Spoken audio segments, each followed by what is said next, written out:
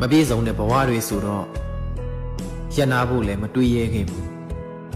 ပင်မလဲလောက်ရတယ်မပင်မလဲလောက်ရတယ်ပျော်လဲရုန်းကန်ရတယ်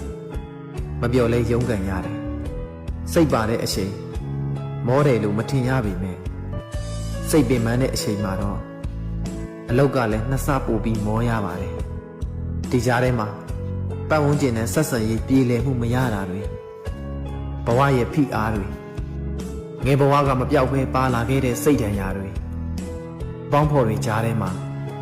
အဖက်မလုပ်တာခံရတာတွေမျက်နှာငယ်ခဲ့ရတာတွေအဖို့ခွဲအထီးကျန်မှုတွေယုံကြည်ရသူတွေရဲ့တစ္ဆာဖောက်ခံရတာတွေကျေးဇူးတရားကိုနှင်းရှည်ခံရတာတွေစေတနာကိုစော်ကားခံရတာတွေကြောင့်အစကတည်းကမပြည့်စုံလို့ခက်ခဲနေရတဲ့ဘဝထဲမှာတရားပေါ်အနာထက်ဆင်ပြီးနာကျင်ရပြန်ပါတယ်အစင်မပြေမှုတွေကိုမျိုးသိပ်ထားရတာများလာတော့တယောက်တည်းနေရတာကိုပဲကြည်နဲ့ရောက်ရင်းတက်လာတယ်